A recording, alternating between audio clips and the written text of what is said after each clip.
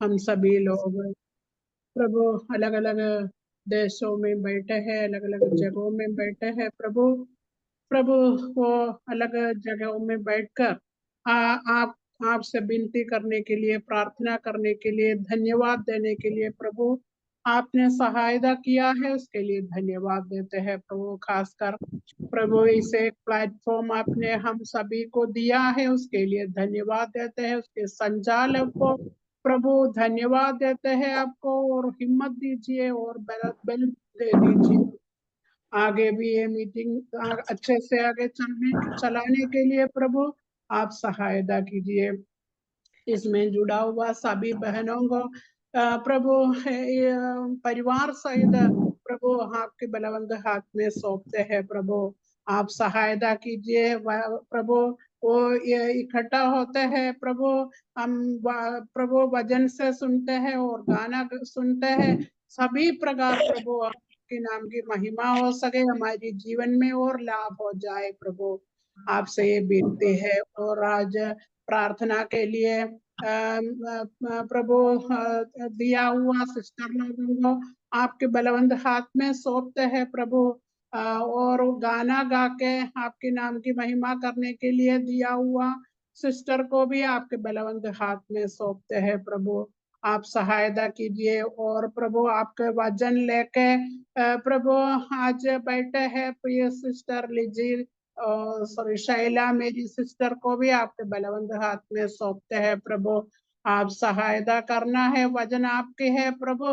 वो वजन जो आप चाहते हैं उस हिसाब से सिस्टर को वो वजन बांटने के लिए प्रभु सहायता दीजिए, हिम्मत दीजिए। और हम सभी लोग वो सुनते हैं प्रभु, वजन के आधार पर जीवन जीने के लिए प्रभु सहायता करना है। और प्रभु ये सभी आपने तैयार किया सभी लोगों को प्रभु आपके बलवंत हाथ में सौंपते हैं। ये मीटिंग जो है प्रभु शुरू से लेके अंत तक प्रभु कोई नेटवर्क प्रॉब्लम ना हो प्रभु। आप सहायता कीजिए, संभालिए प्रभु। ये मीटिंग जुड़ा हुआ सभी लोग आपके नाम की महिमा के लिए बैठे, आपके नाम के महिमा करते हुए आगे जीवन जीने के लिए सभी लोगों को आप सहायता कीजिए प्रभु। एक बार और सभी बहनों को, सभी लोगों को प्रभु आपके बलवंत हाथ में सौंपते हैं, आप सहायता करना प्रभु। प्रार्थना सुन लिए इसलिए धन्यवाद। सब प्रभु यीशु मसीह के नाम से अर्पण करते हैं, सुनो और ग्रहण कीजिए। आमीन।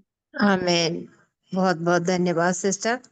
परमेश्वर के नाम की महिमा के लिए सिस्टर बिन्सी जेम्स इंडो एक गाना प्रस्तुत करेंगी।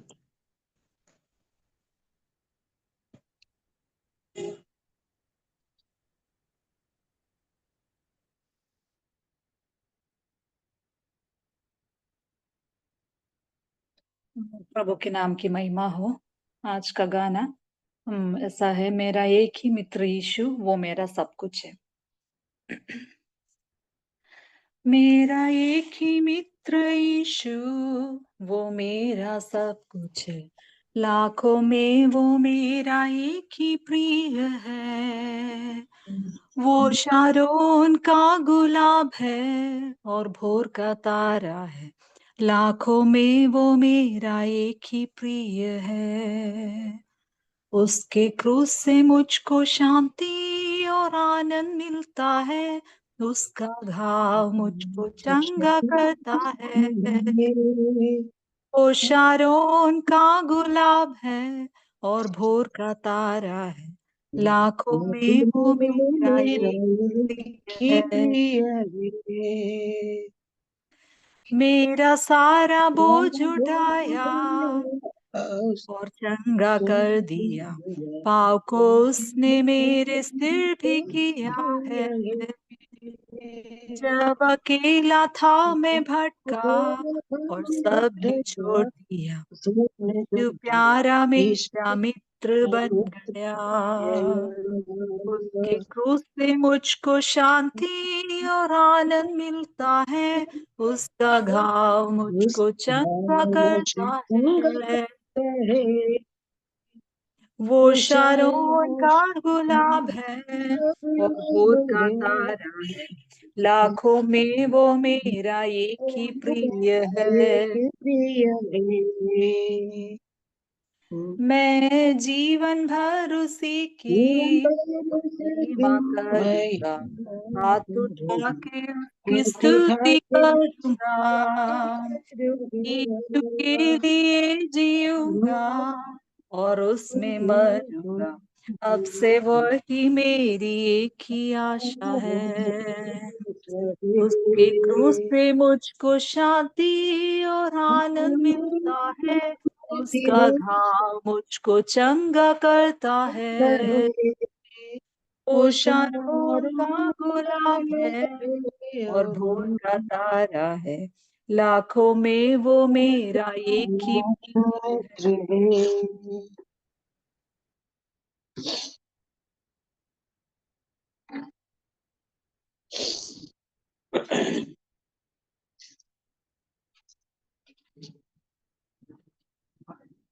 बहुत बहुत धन्यवाद सिस्टर। एक सुंदर गाना गाने के लिए प्रभु ने सिस्टर को सहायता की। ये हमारे लिए आशीष का कारण बन गई है। प्रभु हमारी सहायता करे। अभी वचन की सेवकाई के लिए सिस्टर विनीता वीरेंद्र प्रार्थना में अगुवाई करेंगी।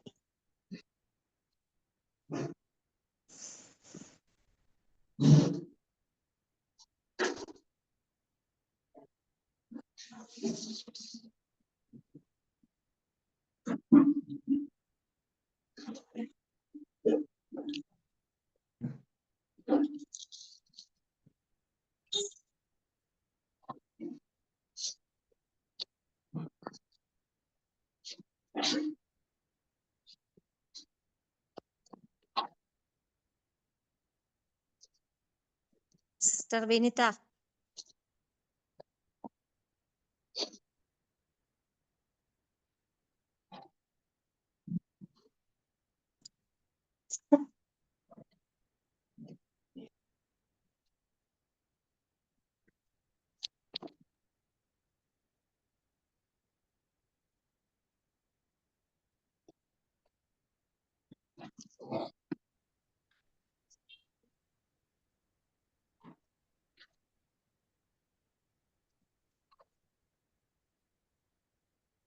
सिस्टर विनीता आप प्रार्थना कीजिए।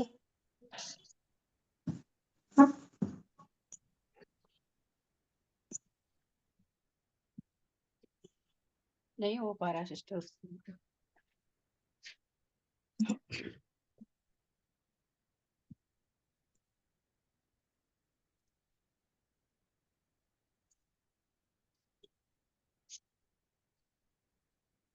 आइए हम प्रार्थना करेंगे। प्रेमी दयालु पिता परमेश्वर, हम आपको धन्यवाद देते प्रभु जी, आपके पवित्र उपस्थिति में इस प्रकार बैठने के लिए एक और अवसर प्रभु हमारे जीवन में दिए, इसके लिए हम आपको धन्यवाद देते प्रभु जी। हमें अलग अलग जगहों से इस प्रकार आपकी उपस्थिति में एकत्रित होने के लिए प्रभु आपने हमारी सहायता की, इसके लिए हम आपको धन्यवाद देते प्रभु जी। हम थोड़ा समय आपके वचन के सामने बैठने के लिए चाहते प्रभु, हमारी सहायता कीजिए। इसके लिए प्रिय बहन शैला मेरी को आपने करके रखा है, इसके लिए भी हम धन्यवाद देते प्रभु जी। जो वचन वो बोलते हैं प्रभु, उसके द्वारा परमेश्वर की नाम की महिमा मिलने के लिए, हम सुनने वाले हर एक बहन को आशीष का कारण बनने के लिए हम प्रार्थना करते प्रभु जी। हमारी सहायता कीजिए। जो वचन हम सुनते हैं उसके अनुसार हमें जीने के लिए भी प्रभु हमारी सहायता कीजिए प्रभु जी। जुड़ी हुई सभी बहनों के लिए धन्यवाद देते प्रभु जी। हम सभी लोग बहुत ही ध्यानपूर्वक आपकी उपस्थिति में बैठने के लिए प्रभु आप सहायता कीजिए। प्रिय बहन शैला को आपके हाथ में ही समर्पित करते हैं प्रभु जी। आपने हमारी प्रार्थना सुन लिया, धन्यवाद। हमारी प्रार्थना हमारे उद्धारकर्ता यीशु मसीह के नाम में मांगते हैं, सुनो और ग्रहण कीजिए प्रभु जी, आमीन।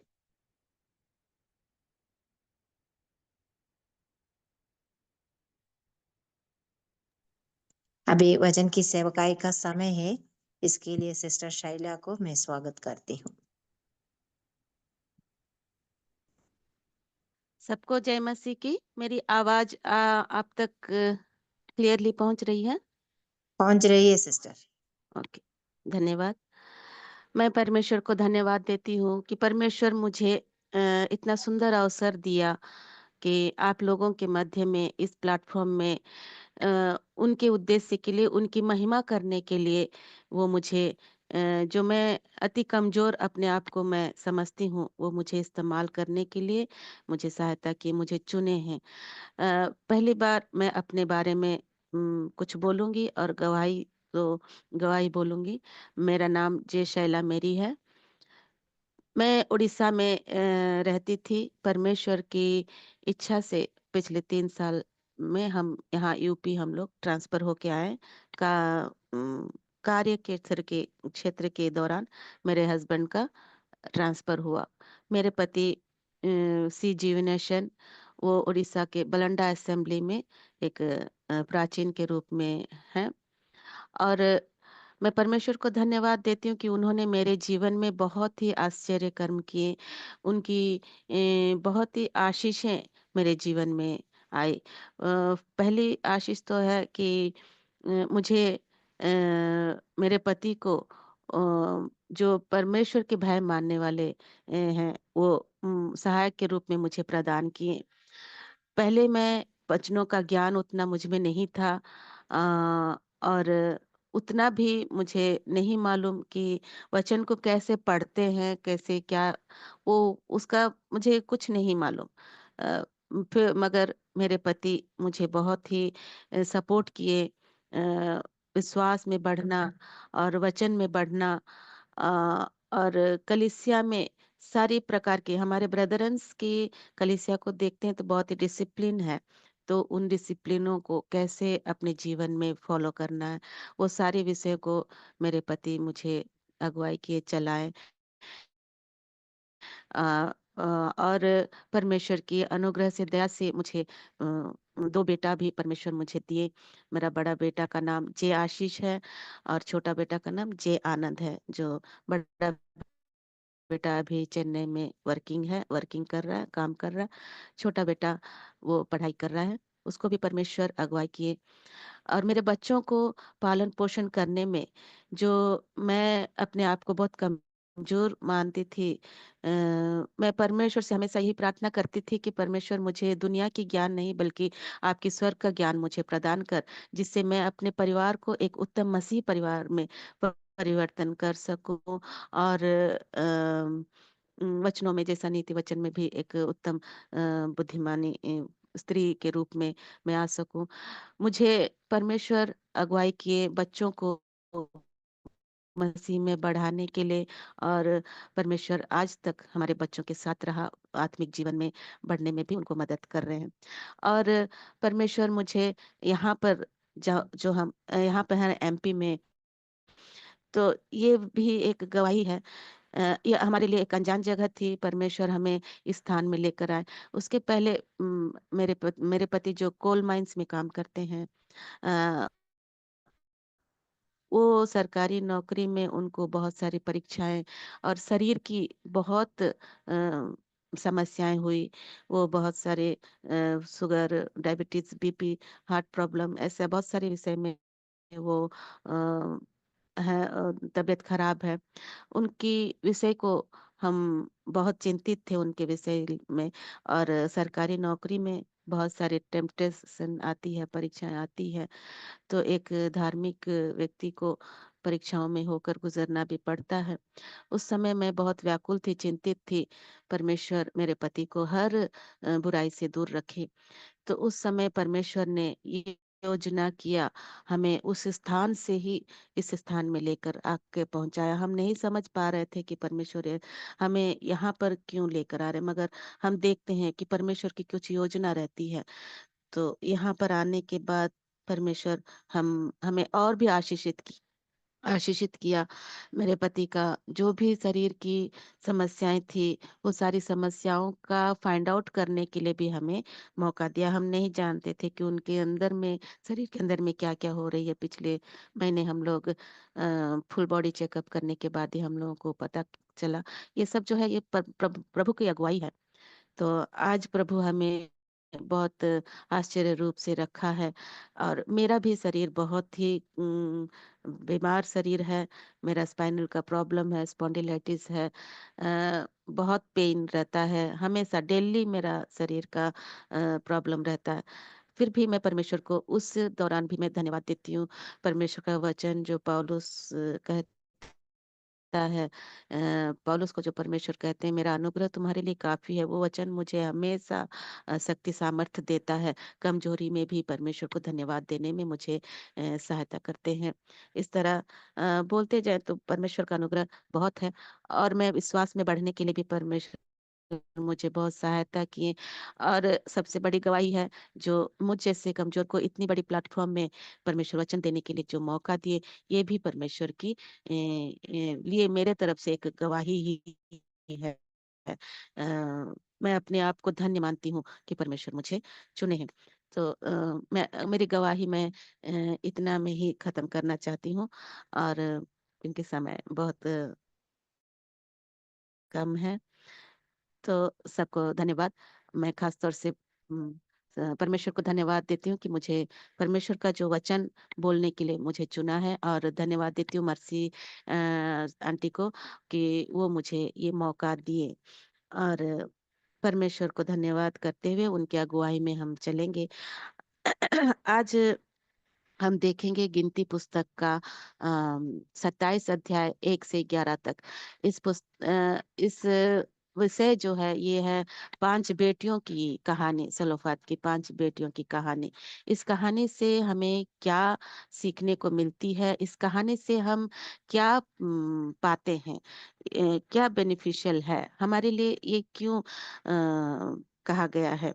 हम देखते हैं परमेश्वर का वचन, ये वचन में किसी के बारे में कोई भी हम बहनों के बारे में जब देखते हैं तो कुछ ना कुछ महत्व रहती है।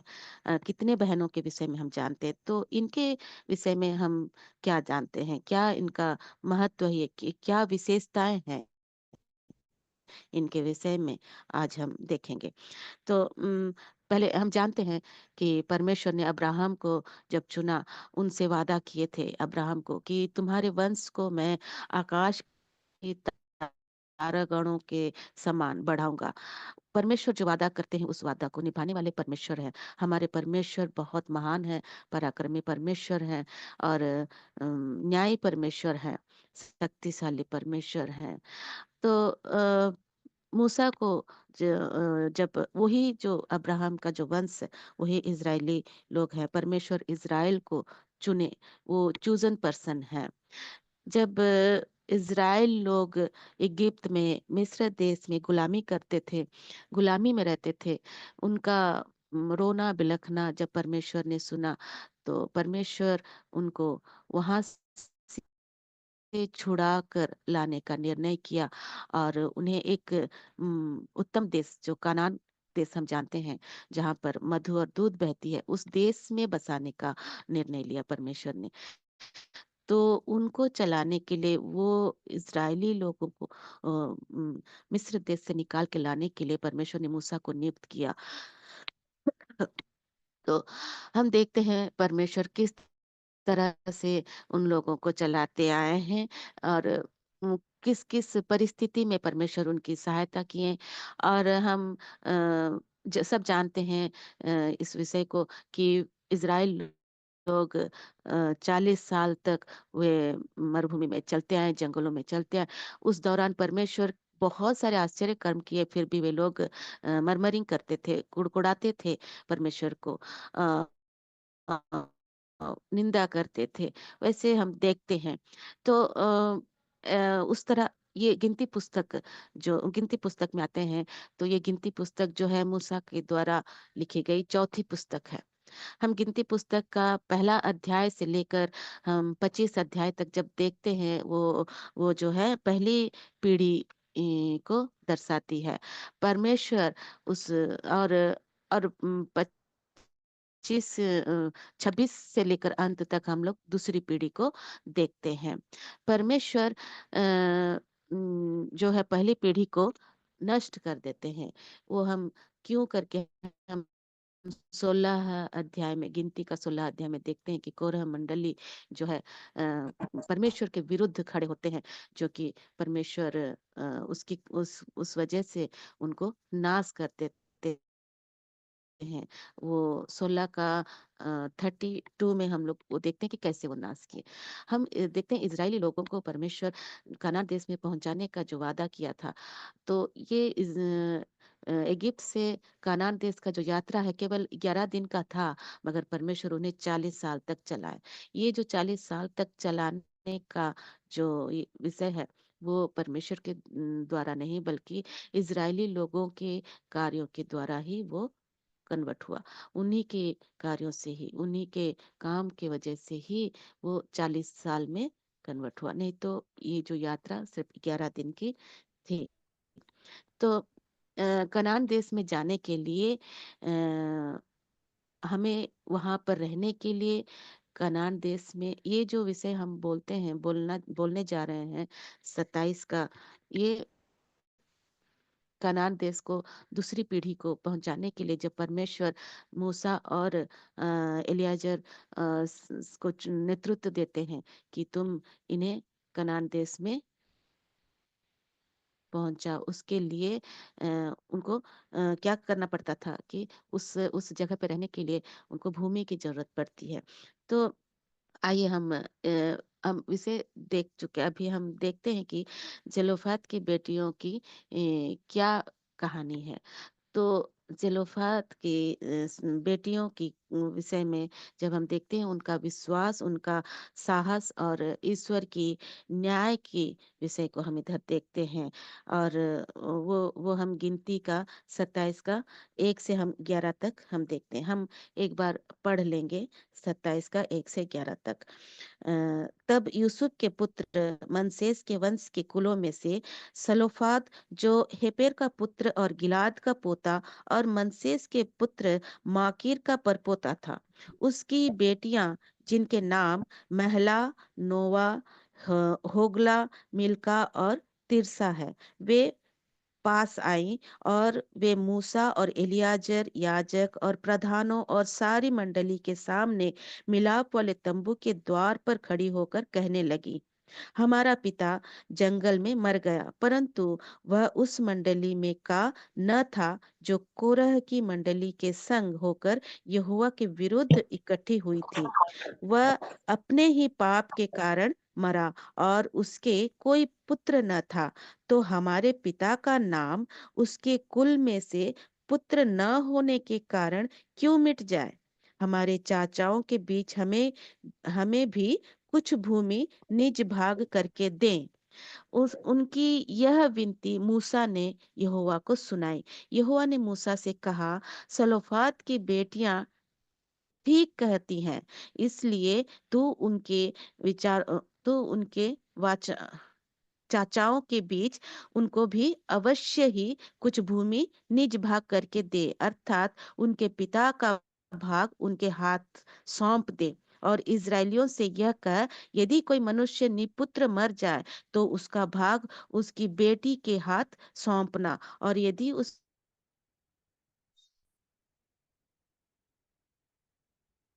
उसके भाई भी न हो तो उसका भाग उसके चाचाओं को देना, और यदि उसके चाचा भी न हो तो उसके कुल में से उसका जो कुटुंबी सबसे समीप हो उनको उसका भाग देना, कि वह उसका अधिकारी हो। इजरायलियों के लिए यह न्याय की विधि ठहरेगी, जैसा कि यहोवा ने मूसा को आज्ञा दी थी। तो यहाँ पे हम एक विषय को देखते हैं कि पुत्र अधिकार रहना कितना जरूरी था कनान देश में जाके बसने के लिए। ये विषय हम इधर देखते हैं। जेलोफाद मनसेस के गोत्र का सदस्य था, जो जंगल में अपने ही पाप के कारण मर गया। उसके परिवार की विरासत को आगे बढ़ाने के लिए उनका कोई बेटा नहीं था। प्राचीन इज़राइल में भूमि बेटों के हाथों के द्वारा हस्तांतरित होती थी, बेटों के द्वारा ही भूमि को बांट दिया जाता था। ये विषय, ये जो चीज है, और पुरुष ही उत्तराधिकारी पुरुष के उत्तराधिकारी के बिना कनान देश में वास करना जो विषय है वो इन 5 बेटियों को जोखिम में डाल दिया था। इन 5 बेटियों ने सोचा अगर हम कनान देश में जाने के बाद कहाँ रहेंगे? हमारे हिस्से का तो भूमि हमें नहीं मिलेगा क्योंकि हम बेटियां हैं।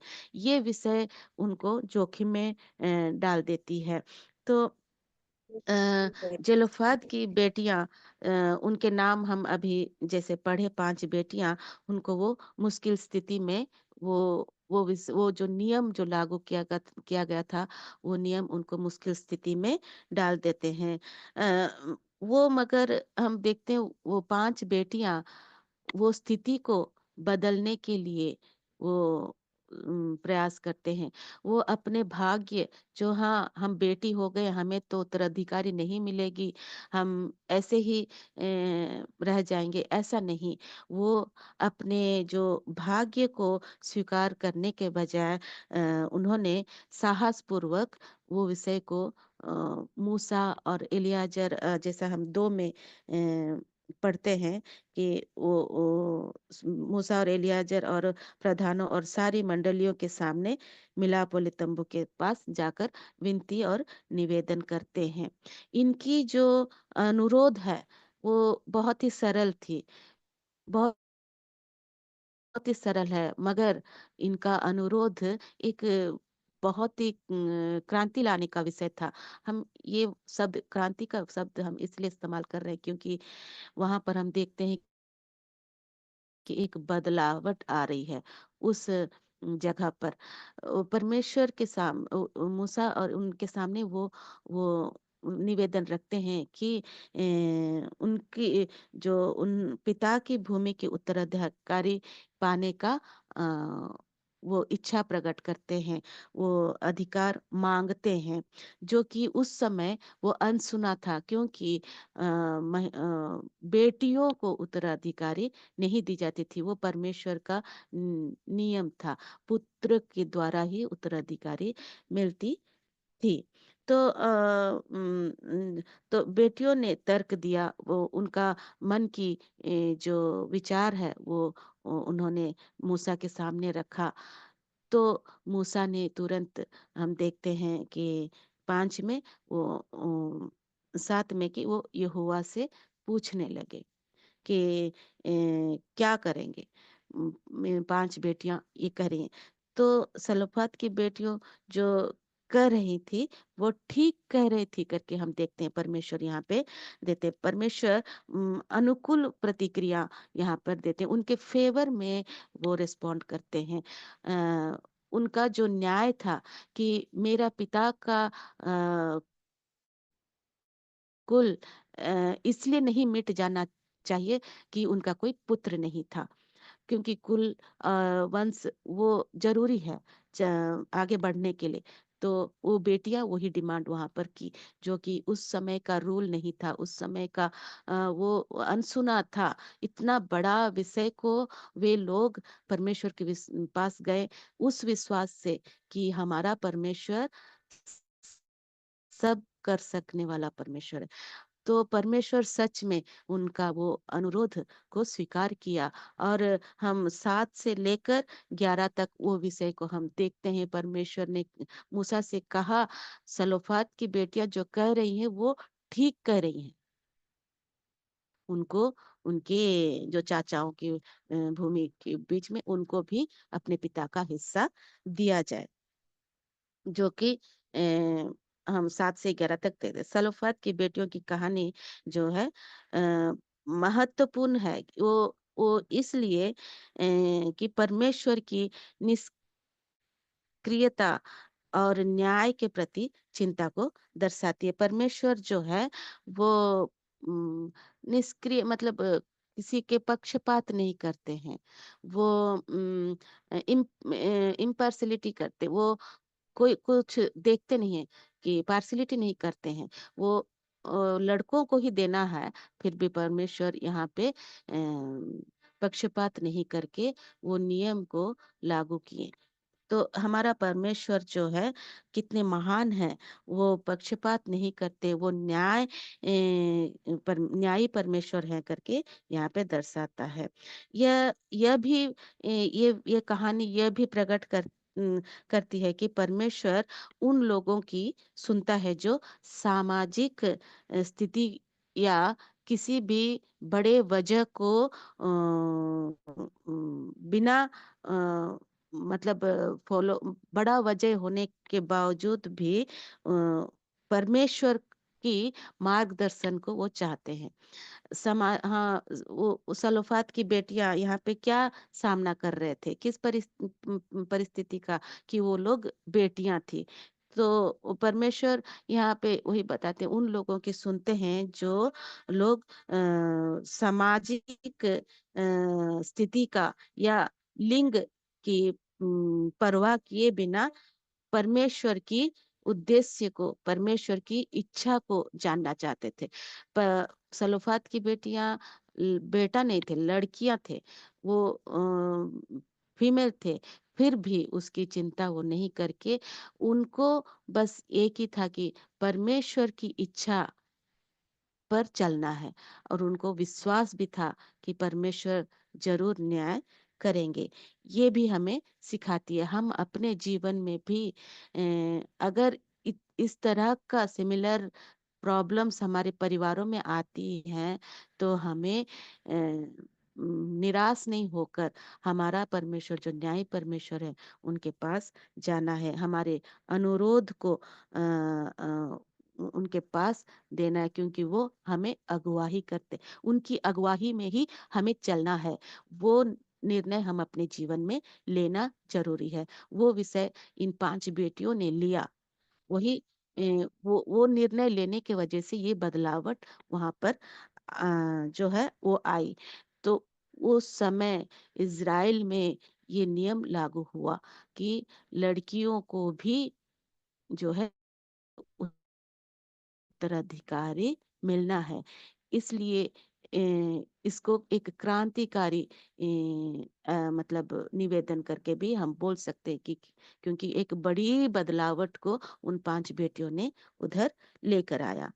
उनके साहस ने समान और भी क्या लेकर आया कि वो जो साहस के साथ वो काम को किए, वो समान परिवारों का, जिन जिन उस देश में जिन जिन परिवारों में बेटियां थी, उनको वो उत्तराधिकारी नहीं मिलने का था, उन समान परिस्थितियों का सामना करने वाले परिवारों के लिए भी एक मार्गदर्शक बना, एक नए कानून का नेतृत्व किया, जिसने इज़राइल में महिलाओं के विरासत को अधिकार में पाने के लिए एक रक्षा मिला। वो महिलाओं को एक मिलने का आदेश मिला। तो उनकी जो भूमि है वो रक्षा हो गई, वो बच गई, वो मिट नहीं गई। वो विषय को यहाँ पर देख पाते हैं। ये अंश हमें यह भी सिखाती है कि हम परमेश्वर के सामने हो या परिवार में हो, अगर कुछ परेशानी आती है तो हमें सही विषय के लिए हिम्मत के साथ खड़ा होना, ये विषय भी हमें सिखाती है। तब भी जब परिस्थितियां हमारे अनुकूल में ना नहीं होती, वो विषय को हम यहाँ पे देखते हैं। अ, क्योंकि हमें वो भरोसा रखना चाहिए कि परमेश्वर के ऊपर भरोसा करने के महत्व पर विचार करते हैं। हम लोग को वो विचार करना है कि जहाँ पर हमारी बातों को अनसुना करने का परिस्थिति है, उस जगह पर भी अगर हम विश्वास के साथ परमेश्वर की वो अगुवाई को हम चाहेंगे, परमेश्वर मेरे जीवन में वो ही अगुवाई करेंगे और कोई लोग नहीं। तो उस समय में विश्वास के साथ जब परमेश्वर के निकट जाते हैं, तो वो हमारे अनसुनी बातों को भी वो पूरा करते हैं। यह हमें उस कठिन समस्याओं कठिन समय में जो जिस समय हम आमतौर पे परिवार में जब बड़े-बड़े समस्याएँ आती हैं, मेरे परिवार में भी बहुत समस्याएँ आई, तो हम व्याकुल हो जाते हैं कि क्या करेंगे? हम इनसे उनसे ज्ञान अ पूछते हैं, मतलब सलाह पूछते हैं कि क्या करेंगे, क्या करेंगे?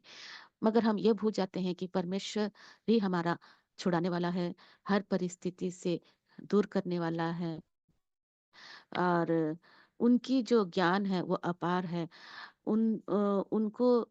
उनसे और ज्ञानी कोई नहीं है। तो हम इधर परमेश्वर की हर कठिन परिस्थिति में परमेश्वर की उस बुद्धि, उस ज्ञान की तलाश करने के लिए प्रोत्साहित ये बेटियों की कहानी हमें करती है कि हम कोई मनुष्य के पास नहीं जाएंगे, उनकी ज्ञान को नहीं पूछेंगे, उनसे सलाह नहीं पूछेंगे। हम परमेश्वर की जो ज्ञान है उनसे हम आगे बढ़ेंगे, उनकी ज्ञान की अगुवाई से हम आगे बढ़ेंगे। यही यही है कि परमेश्वर की बुद्धि की तलाश करने के लिए प्रोत्साहित करता है, और विश्वास भी दिलाता है कि हमारा जीवन के हर विवरण को, हर परिस्थिति को, हर मुश्किल विषय को परमेश्वर परवाह करता है। जब हम एक बार उनके निकट अपने आप को समर्पण कर देते हैं, तो परमेश्वर हमारी परवाह करता है। बहुत सारे वचनों में भी हम देखते हैं परमेश्वर हमारी सुधि लेता है, परवाह करता है, हमारी ख्याल रखता है। वो हमारे लिए ना सोता है ना ऊँघता है। तो हर घड़ी वो हमारे लिए चिंता करने वाले परमेश्वर हैं। तो इस कहानी में मैं यही सीखी, और सबको यही सलाह दूंगी कि ये कहानी भी यही सलाह देती है कि सभी लोगों से बात करती है ये कहानी, जो अनदेखा, मतलब अपने आप को जो कमजोर, जो मूल्यवान नहीं है, हम बहुत कमजोर हैं करके जो महसूस करते हैं, यह हमें याद दिलाती है कि ईश्वर हर संघर्ष को देखता है। हर संघर्ष, जिस संघर्ष को हम सांसारिक जीवन में जीते समय जो संघर्ष से होकर हम गुजरते हैं, परिवार को चलाते हैं, बच्चों को, अपने कलिसियाओं को, बड़े बड़े समस्याओं के संघर्ष में जब हम गुजरते हैं, तो ये कहानी हमें वो याद दिलाती है कि हमारा परमेश्वर हर संघर्ष को देखता है, और उसके पास एक योजना है। तब भी जब परिस्थितियां हमारे अ, मतलब अनुकूल नहीं होती है, या संभव नहीं होता है, नहीं लगती है, तब भी परमेश्वर हमारे लिए योजना करते हैं। यदि हम ऐसी स्थिति का सामना कर रहे हैं जहाँ कि हमें चुप रहना पड़ेगा, चुप रहना पड़ता है, या तो हमें बाहर खड़ा किया जाता है, नहीं तुम यहाँ पर नहीं खड़े हो सकती हो, तुम्हारे यहाँ पर कोई बात नहीं चलेगी, तुम्हारा बातों का यहाँ पे कुछ इम्पोर्टेंस नहीं है। हमें बहुत ही तुच्छ, क्योंकि वहाँ पे हम बेटियों को, हम बहनों को मामूली सा समझा जाता है, बाहर खड़ा किया जाता है। तब हम जेलोफात की बेटियों की कहानी हमें याद करना है। वो हमें सिखाती है कि अपनी चिंताओं को ईश्वर के सामने लाना है।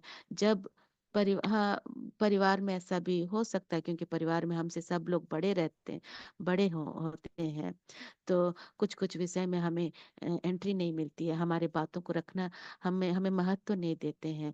तो भले ही वो मनुष्य हमें महत्व नहीं देते हैं, हमें कमजोर मानते हैं, हमारी बातों को एक इम्पोर्टेंस नहीं देते हैं, तो हमारा परमेश्वर हमें इम्पोर्टेंस देने वाले परमेश्वर हैं, हमारे बातों को इम्पोर्टेंस देने वाले परमेश्वर हैं, हमें उनके लिए इस्तेमाल करने वाले परमेश्वर हैं।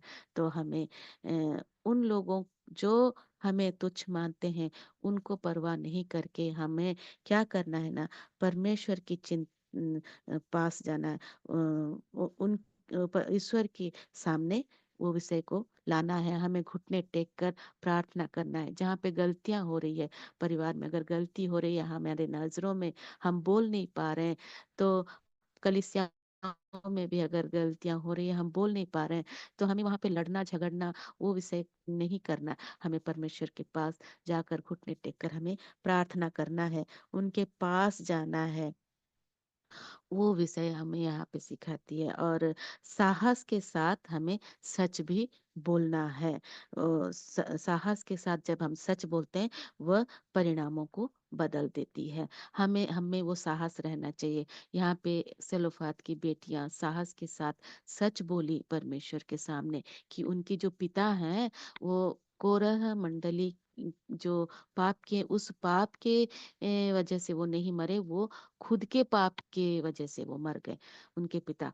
तो वो पाप को भी वे लोग वहां पे छिपा के नहीं रखे, उनके पिता का पाप को। वो सच बोले। वो सच बोलना है हमें। सच बोलने के लिए वो हिम्मत की आवश्यकताएं हैं। बहुत सारी परिस्थितियां आती हैं, हमें सच नहीं बोल पाते हैं और हमें पीछे हटना पड़ता है, मगर उस परिस्थिति में हम इन बेटियों की कहानियों को याद करेंगे और साहस के साथ आगे बढ़ेंगे और विश्वास रखेंगे कि परमेश्वर जो है हमारे योजना करता है, हमारे सारी प्रार्थनाओं को सुनता है।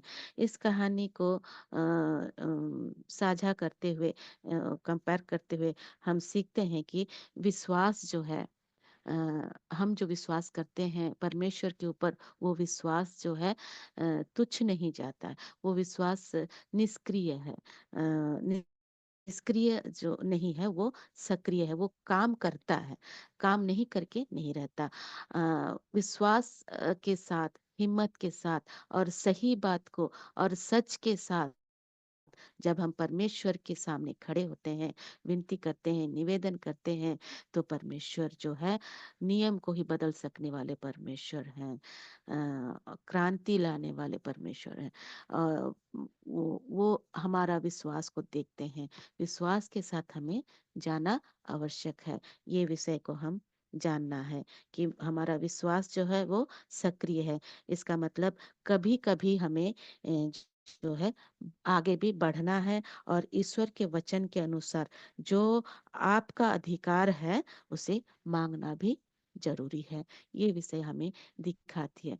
हम देखते हैं वो 18 साल से लहू बहने वाली महिला के विषय में, उसे समाज से दूर कर दिया गया था। उसे तुच्छ अशुद्ध मानते थे। उसके पास कोई नहीं जाते थे। वो अलग होकर रहती थी, फिर भी वो लोगों की परवाह नहीं की। वो एक विश्वास रखी थी कि प्रभु यीशु मसीह के कपड़े को, कोने को भी अगर मैं छू लूं तो मैं चंगा पा जाऊंगी। क्योंकि वो बहुत प्रयास की, उसका सारा धन संपत्ति भी लुटा दी वैद्यों में, फिर भी वो चंगाई नहीं पाए। उसका विश्वास को हम देखते हैं। वो लोगों की परवाह किए बिना उस भीड़ में वो चुपके से जाकर प्रभु की वस्त्र को वो छुआ, और जब छुआ तो वो चंगाई पा ली। और उसने अपने स्थान में जब देखती है तो वो गलत है, क्योंकि वो लोगों से वो दूर रहती थी। लोग उसको अशुद्ध मानते थे, उसको आने नहीं देते थे। तो उस समय में भी प्रभु यीशु मसीह ने जब पूछा कि किसने मुझे छुआ, तो वो घबरा गई, डर गई, मगर डरने के बावजूद भी उन्होंने सच बोलने का वो हिम्मत किया, सच बोला। वो विषय हमें रहना है। भले ही समाज, दुनिया जो भी करे, हम परमेश्वर के लिए आगे बढ़ना है, उनके उद्देश्य को पूरा करना है, उनके महिमा को बढ़ाना है, उनके राज्य को बढ़ाना है, उनके गौरव करना है। उसके लिए हमें आगे बढ़ना जरूरी है। ये विषय हमें सिखाती है और विश्वास के साथ हमें ये काम करना है। विश्वास के विषय में जब हम देखते हैं तो इब्रानियों का 11 का 1, 2, 3 में भी हम देखते हैं कि विश्वास अनदेखी आशाओं को वो दर्शाता है। यही है कि हम विश्वास के साथ आगे बढ़ें और परमेश्वर के निकट हम जाएं हिम्मत के साथ और सच्चाई के साथ, पवित्रता के साथ हम परमेश्वर के निकट हम अपना जीवन को व्यतीत करें। मैं प्रभु को धन्यवाद देती हूँ कि मुझे ये छोटे सी वचन को देने के लिए। प्रभु सहायता किए इस छोटे सी वचन को, परमेश्वर पठित वचन को आशीष करें। धन्यवाद। बहुत बहुत धन्यवाद सिस्टर। आज हमें सलाफत की बेटियों के जीवन से कुछ बातों को सीखने का अवसर प्रभु ने हमें दिया है। उनका विश्वास और उनका साहस के बारे में हमने विचार किया। परमेश्वर कितनी अद्भुत रीति से अपने लोगों के लिए कार्य करते हैं, यह बात हम अपने जीवन में भी अनुभव करते हैं।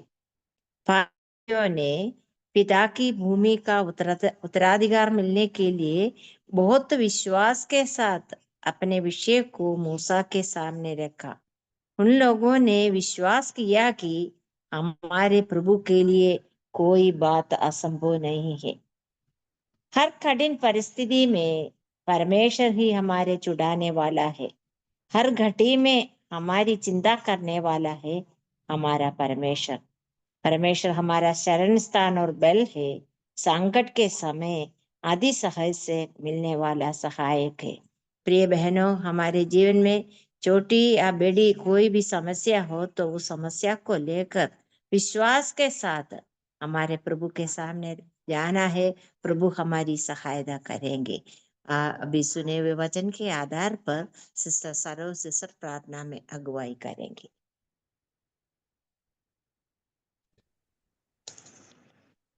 आइए हम प्रार्थना करेंगे।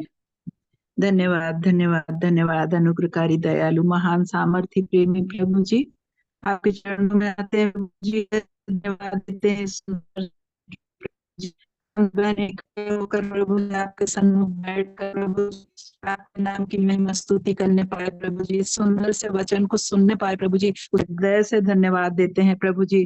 प्रभु जी धन्यवाद देते हैं बहन के द्वारा जो हमको वचन सुनाया गया प्रभु जी। सचमुच आप हमारे जीवते सच्चे परमेश्वर है प्रभु जी। प्रभु जी जैसा हमने सुना कि आप अब्राहम के साथ रहे प्रभु जी, इजराइलियों को प्रभु जी आप मिस्र की गुलामी से छुड़ाया प्रभु जी, और अद्भुत रीति से उनके जीवनों में काम किया प्रभु जी।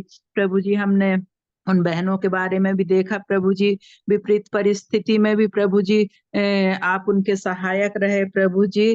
धन्यवाद देते हैं प्रेमी प्रभु जी। प्रभु जी हमारे जीवन में भी अनेक अनेक परेशानियां आती हैं प्रभु जी, हम भी परमेश्वर पर पूरा पूरा भरोसा रखकर प्रभु जी आपके पीछे चले प्रभु जी। हमारा परमेश्वर सच्चा और जीवता है प्रभु जी, और हर परेशानियों में, हर कठिनाइयों में छुटकारा देने वाला है, हमको सहारा देने वाला परमेश्वर है। हमारा परमेश्वर न्यायी है, वो पक्षपात नहीं करता है, हर एक चिंताओं से निकालने वाला प्रभु जी है। उसके लिए हम धन्यवाद करते हैं प्रभु जी। प्रभु जी हम जब अपने आप को कमजोर महसूस करते हैं तो हमारा परमेश्वर हमको बलवान करता है, ज्ञान देता है, संघर्ष के समय हमें छुटकारा देता है पिता, चिंताओं से मुक्त रखता है प्रभु जी। उसके लिए हम धन्यवाद देते हैं प्रभु जी। सच्चाई से हम परमेश्वर के ऊपर विश्वास करके अपनी बातें अपने पिता परमेश्वर से कह सकते हैं प्रभु जी, क्योंकि हमारा पिता परमेश्वर विनती प्रार्थना को सुनने वाला, उत्तर देने वाला प्रभु जी। धन्यवाद देते हैं पिता इस सुंदर से वचन को सुने हुए प्रभु जी। हम खाली सुनने वाले नहीं परंतु अपने जीवन में अपनाने वाले हों प्रभु जी। आपकी दया चाहते हैं पिता, बहन के लिए प्रार्थना करते हैं पिता, आपने उनको आशीषित किया, धन्यवाद पिता। उनके परिवार के लिए भी प्रार्थना करते हैं पिता, भाई के लिए प्रार्थना करते हैं प्रभु जी, जबकि शारीरिक रूप से कमजोरियां हैं, शरीर में कई तरह की परेशानियां हैं, बीमारी है प्रभु जी, आप सब कुछ जानने वाले प्रभु जी हैं। चंगाई का हाथ बढ़ाकर उनको छू के पूर्ण रूप से चंगाई देना। बहन के लिए भी प्रार्थना पिता, वो भी शारीरिक रूप से कमजोर है पिता, उन पर भी आप दया करना, उनको भी छू के आप पूर्ण रूप से चंगाई देना पिता। बच्चों के लिए प्रार्थना करते हैं पिता, बच्चों को भी हर एक बातों से आशीषित करना प्रभु जी, हर एक बातों में आप उनकी सहायता, अगुवाई, मदद करना, आपकी दया चाहते हैं पिता। प्रेमी प्रभु जी हम हर एक बहनों के लिए भी प्रार्थना करते हैं पिता, सुने हुए वचन को प्रभु जी अपने जीवन में अपनाने पाए, आपकी दया चाहते हैं। आगे का समय भी आपके हाथों में रखते हैं। बहन लिजी सिस्टर को भी प्रभु जी प्रश्नोत्तरी के लिए और वचन के लिए प्रभु जी आपके हाथों में सौंपते हैं। आशीषित करिए। हर एक बातों के लिए धन्यवाद देते हैं। आदर स्तुति महिमा आपको देते हुए मसीह यीशु के नाम से मांगते हैं, आमीन। आमेन। धन्यवाद सिस्टर। अगले हफ्ते की बहनों की सभा के लिए प्रार्थना करना है। अगले हफ्ते सिस्टर ओमना शामुल केरला वचन की सेवकाई करेंगे। आंटी के लिए हमें प्रार्थना करते रहना है। और धन्यवाद की एक बात बोलने के लिए मैं चाहती हूँ। हमारी सिस्टर आरती को प्रभु ने 2 जुड़वे बच्चों को दान दिया है और अभी जच्चे और बच्चे सकुशल है। उनके लिए हमें प्रार्थना करते रहना है। और कोई विषय नहीं हो तो अभी हम बाइबल किसके ओर जाएंगे। कुछ प्रार्थना के लिए कोई विषय हो तो बोल सकते हैं। धन्यवाद प्रभु को धन्यवाद देते हैं। सब लोग मेरे लिए भी दुआ करना। Today I am completing 69 years. प्रभु ने हमको मदद किया। इतना लंबा उम्र दुनिया में जीने के लिए कितना साल बाकी है मालूम नहीं, कितना दिन बाकी है। प्रभु की इच्छा के अनुसार एक जीवन बिताने के लिए आप लोग सब मेरे लिए दुआ किए। God bless. लीजिए सिस्टर प्रार्थना करके बाइबल किस में जाइए। ओके, धन्यवाद प्रभु जी इस सुंदर समय के लिए। प्रभु जी आपने हमें एक और समय दिया आपके सुनवाने के लिए, आपके वचन सुनने के लिए। प्रभु जी सच में हमारे जीवन में वही विश्वास हमेशा होने के लिए जो बेटियों ने जो अभी हम वचनों से सुन रहे थे, प्रभु जी विश्वास किया, वैसे ही प्रभु आपके ऊपर विश्वास करते हुए आगे इस संसार के जीवन बिताने के लिए प्रभु आप हमें सहायता करें। विशेष तौर पर ओमना आंटी के लिए हम प्रार्थना करते हैं। आज प्रभु जी 69 इयर्स तक आपने उन्हें संभाला। इतने लंबे सफर में प्रभु जी आपने उन्हें बहुत सी जगहों में आपकी महिमा के लिए इस्तेमाल किया है और सेवकाई में आप इस्तेमाल करते हैं, अभी भी करते हैं। प्रभु जी हमारी प्रार्थना है कि आने वाले सालों में भी प्रभु जी वैसा ही करें। पूर्ण आरोग्यता के साथ प्रभु जी तंदुरुस्ती के साथ सेवा करने के लिए आप उन्हें सहायता करें। उनके ऊपर आपके अनुग्रह हो, अंगल के ऊपर हो, बच्चों के ऊपर हो। प्रभु जी हर एक तकलीफों से बचा के आने वाले दिनों में बचा के रखिएगा। धन्यवाद के साथ इस प्रार्थना को प्रभु यीशु मसीह के पवित्र मीठे नाम से मांगते हैं। आमीन। अभी हम क्वेश्चन पूछेंगे। आज रोमियो की पत्री जो है सबसे आखिरी है, आखिरी पुस्तक रोमियो की अध्याय 16 की अध्याय है। तो उम्मीद करती हूँ कि आप लोग पढ़ के आए होंगे। इसमें बहुत सारे क्वेश्चन है, लेकिन मैं 10 उतना ही लिया है आज। तो उम्मीद करती हूँ कि आप सभी बता पाएंगे। तो सबसे पहला क्वेश्चन ये रहा, अध्याय 16 में वे बहन कहाँ की सेविका थी? केंक्रिया किकिया की कलीसिया। केंक्रिया देखते हैं सही किकिया की कलीसिया की। लिखने में गड़बड़ हुआ है, बट सही आंसर। वो अक्षर नहीं मिल रहा था मेरे को, मैं कोशिश किया तो नहीं मिल रहा था। तो किंग्रिया कलीसिया की सेविया थी, सही आंसर है। सेकंड, कौन सी बात सनातन से छिपा रहा? कौन सी सनातन से हमें पहले से छिपा रहा वो बात, और आजकल प्रकट हुआ है, 2000 साल हो चुका है।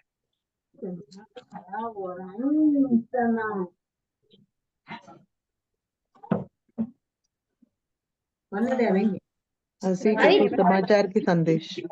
सुसमाचार के संदेश। हाँ, चार का संदेश। यीशु मसीह के संदेश के प्रचार। ये सुसमाचार जो यीशु मसीह का सुसमाचार जो है सनातन समय से छिपा रहा, लोगों में वो बात नहीं, पुराने समय के विश्वासियों को यह मालूम नहीं था, बट छिपा वहां पर था। नेक्स्ट, सनातन से छिपी हुई बात किनकी पुस्तकों के द्वारा सब जातियों को बताया गया था? भविष्यवक्ताओं की पुस्तकों के द्वारा। भविष्यवक्ताओं पौलुस की, भविष्यवक्ताओं और पौलुस की किताबों से। सनातन छिपी बात सब जातियों को बताया गया था। पहले की बात सही है, सही बोल रही है या भविष्यवक्ताओं पौलुस की किताबों से। पुस्तकों के द्वारा सब जातियों। पुराने नियम जितने भी आप पढ़ो उन सबों में क्या है, ये बात सही है। यीशु मसीह के बारे में जन्म, मृत्यु और उनका जीवन, जी उठना, सब कुछ लिखा हुआ है। जातियों को बता दिया।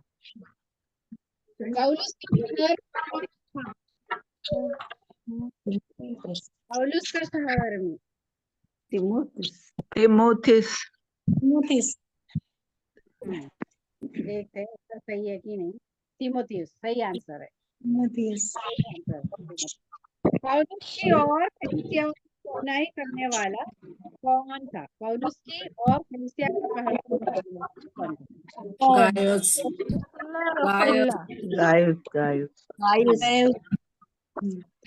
यस, करेक्ट आंसर है गयुस। हिंदी में गयुस है, मलयालम में गायुस है। ओके, करेक्ट आंसर है। नेक्स्ट क्वेश्चन ये रहा, भलाई के लिए हमें क्या बनना है और बुराई के लिए क्या बनना है? हमें भलाई के लिए हमें बुद्धिमान बनना है, बुराई के लिए भोले बनना है। करेक्ट आंसर है। भलाई के लिए बुद्धिमान और बुराई के लिए भोले। इस अध्याय में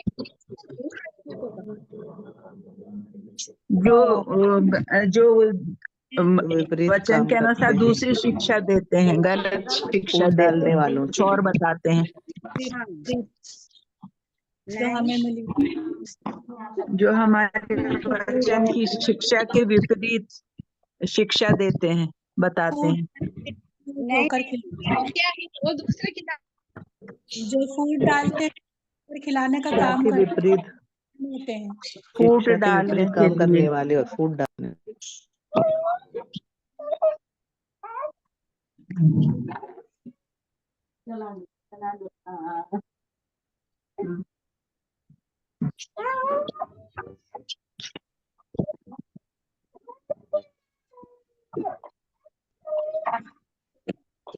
चिकनी चपड़ी बातों से सीधे साधे मन के लोगों को बहका देते हैं।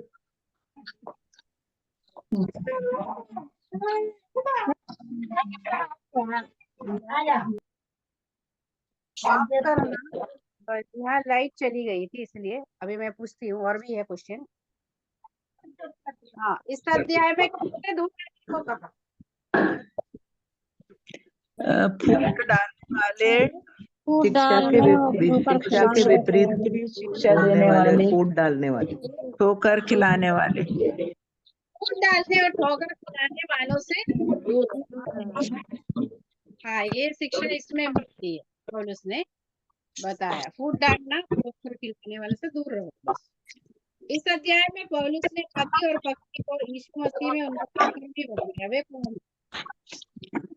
पति और पत्नी को यीशु मसीह में उनका संबंध भी बताया।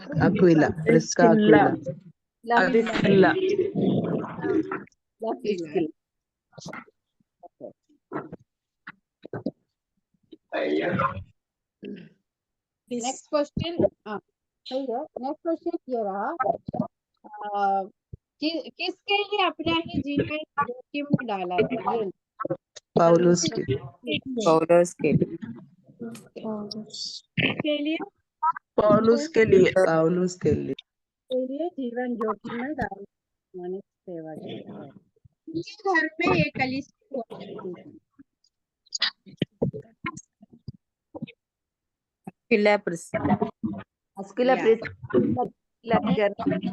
अकीला और प्रिस्किला के घर में कलीसिया भी घर का कलीसिया था। सभी का आंसर दिया है, धन्यवाद बहुत। और कंठस्थ पद जो है 16 का 20। शांति का परमेश्वर शैतान को हमारे प्रभु यीशु मसीह का अनुग्रह तुम पर हो। रोमियो 16 का 20। रोमियो 16 का 20। शांति का परमेश्वर शैतान को तुम्हारे पांवों शीघ्र कुचलवा देगा। हमारे प्रभु यीशु मसीह का अनुग्रह तुम पर होता रहे। रोमियो 16 का 20। शांति का परमेश्वर शैतान को तुम्हारे पांव शीघ्र कुचलवा देगा। यीशु मसीह का अनुग्रह तुम पर होता रहे। रोमियो 16 का 20। शांति का परमेश्वर शैतान को तुम्हारे पापों से शीघ्र कुचलवा देगा। हमारे प्रभु यीशु मसीह का अनुग्रह तुम पर होता रहे। शांति का परमेश्वर शैतान को तुम्हारे पांवों से शीघ्र कुचलवा देगा। हमारे प्रभु यीशु मसीह का अनुग्रह तुम पर होता रहे। रोमियो 16:20। शांति का परमेश्वर शैतान को तुम्हारे पांव से कुचलवा देगा। हमारे प्रभु यीशु मसीह का अनुग्रह तुम पर होता रहे। रोमियो 16 का 20 पद। रोमियो 16 का 20। शांति का परमेश्वर शैतान को तुम्हारे पांव से शीघ्र कुचलवा देगा। हमारे प्रभु यीशु मसीह का अनुग्रह तुम पर होता रहे। रोमियो 16 का 20। शांति का परमेश्वर शैतान को तुम्हारे पांव से नीचे शीघ्र कुचलवा देगा। हमारे प्रभु यीशु मसीह का अनुग्रह तुम पर होता रहे। रोमियो 16 का 20। शांति का परमेश्वर शैतान को तुम्हारे पांव से शीघ्र कुचलवा देगा। हमारे प्रभु यीशु मसीह का अनुग्रह तुम पर होता रहे। आमीन। रोमियो 16 का 20। शांति का परमेश्वर शैतान को तुम्हारे पांव से शीघ्र कुचलवा देगा। हमारे प्रभु यीशु मसीह का अनुग्रह तुम पर होता रहे। रोमियो 16 का 20। शांति का परमेश्वर शैतान को तुम्हारे पाँव से शीघ्र कुचला देगा। हमारा प्रभु यीशु मसीह का अनुग्रह तुम पर होता रहे। रोमियो 16 का 20। शांति का परमेश्वर शैतान को तुम्हारे पाँव से कुचलवा देगा। हमारे प्रभु यीशु मसीह का अनुग्रह तुम पर होता रहे। रोमियो 16 का 20। शांति का परमेश्वर शैतान को तुम्हारे पावों से शीघ्र कुचलवा देगा। हमारे प्रभु यीशु मसीह का अनुग्रह तुम पर होता रहे। धन्यवाद सभी को। ओवर टू मेरी सिस्टर। सभी बहनों को बहुत बहुत धन्यवाद। अभी ओमनी आंटी प्रार्थना करके मीटिंग समाप्त करेंगी। धन्यवाद। सुनाई दे रहे सिस्टर मेरी आवाज? हाँ आ रहे सर आंटी। धन्यवाद दे रहे प्रभु ये सुंदर समय के लिए। पिता परमेश्वर आज इतना समय आपका चरणों पर सुबह का वक्त आने के लिए आपने हम लोगों को सहायता किया। कल रात अच्छी मीठी नींद दिया। तमाम लोग दुनिया से मर मिट गया, लेकिन पिता आपने हम लोगों को सब अलग अलग जगहों पर जीवित रखा। तमाम उपकार के लिए हम आपको हृदय से शुक्रगुजार है प्रभु। आप महान है, राजा वंगा राजा वे, प्रभु वंगा प्रभु वे। ये संगति को प्रभु चलाने के लिए प्रिय मेरी सिस्टर को भी आपने हिम्मत दिया, धैर्य दिया। पिछले 2-3 साल से अच्छी रीति से चलाने के लिए आपने सहायता किया। जो कुछ उधर किया प्रभु सारे बात आपका नाम का महिमा के लिए। प्रिय बहन को अच्छा गाना गाने के लिए आपने सहायता किया। वचन बोलने के लिए प्रिय बहन को भी आपने सामर्थ्य दिया। किस लेने के लिए प्रिय बहन को भी आपने सामर्थ्य दिया। प्रभु आपका वचन कितना अच्छा है, हर दिन हम लोगों को हिम्मत देता है, हम लोगों को प्रभु धैर्य देता है। हमारा परमेश्वर कितना महान है। सलो के बेटियों का बात मूसा के पास गया। मूसा परमेश्वर से बोला, परमेश्वर ने कहा वो लोग बताते सही है। हमारे चारों ओर देखते प्रभु हम बहन लोग जो कुछ घर में है, बाहर है, चर्च में है, कोई भी कुछ बोलने का हिम्मत भी नहीं, हम लोग बोल भी नहीं सकते, लेकिन पिता उस परमेश्वर के सामने लाया, जो बात आपने अंगीकार किया, हमने सुना, वो कानून भी आपने बदल के लिखा।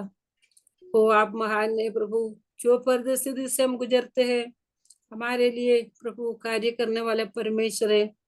हम देखते हैं खासतौर से नॉर्थ इंडिया में भी बहन लोगों को प्रभु लड़की बच्चा है तो खोल से उसको मार डालता है, उसको प्रभु कैसा भी खत्म करने के लिए लोग सोचते हैं, लेकिन पिता आपका सन्मुख कोई फर्क नहीं है, बेटा और बेटी है, आप हमारे लिए आज भी जीवित है प्रभु। इसलिए हर एक समस्याओं को लेके आपका सन्मुख आता है। जो बहन लोग इधर इकट्ठा हुआ उनको, उनका परिवार को, उनके पड़ोसिया को आपका सन्मुख लाते हैं। जो कुछ परेशानी से प्रभु वो निकलते हैं, आप उसको सहायता करें, मदद करें। खासतौर से बहन बधाए बहन के लिए हम प्रार्थना करते हैं, उनके शरीर में जो कुछ तकलीफ है आप उसको शक्ति दे, सामर्थ्य, चंगाई करे प्रभु। आने वाले दिनों में बहुतायत से उसको इस्तेमाल करे प्रभु। अच्छी रीति से वचन बोलने के लिए आपने उनको सहायता किया प्रभु। आपका आगमन बहुत निकट है प्रभु, आप हमारे सहायता किए प्रभु, आपका आगमन का तैयार करने के लिए प्रभु। अगले हफ्ते आपका आगमन दे रहे तो फिर हम लोग इकट्ठा होना है। तंदुरुस्त को प्रभु आयु को बढ़ा दे तो आप उसको भी हमारा सहायता करना प्रभु। मेरे को भी आपने इतना लंबा उम्र दुनिया में जीने के लिए आपने मदद किया। हर एक बात के लिए धन्यवाद देते, जो आपने दिए समय प्रभु आपका सन्मुख देता है। आपका इच्छा के अनुसार नम्रता के साथ, भक्ति के साथ ये दुनिया में एक जीवन बिताने के लिए मदद करो प्रभु। हर एक बात आपका सन्मुख लाते हैं। सारे देश के लिए हम प्रार्थना करते हैं, एमबी सिस्टर लोगों के लिए, उनका झुंड के लिए प्रार्थना करते हैं प्रभु। सबको आशीष करो, प्रार्थना सुना। धन्यवाद प्रभु यीशु मसीह के मीठे नाम से मांगते, सुना और कबूल करो पिता, आमीन आमीन। जय मसीह की, सभी को जय मसीह की। जय मसीह जय मसीह की सभी बहनों को। सबको जय मसीह जय की। मसीह जय की मसीह की। सभी बहनों को। जय मसीह की। जय जय मसीह मसीह की।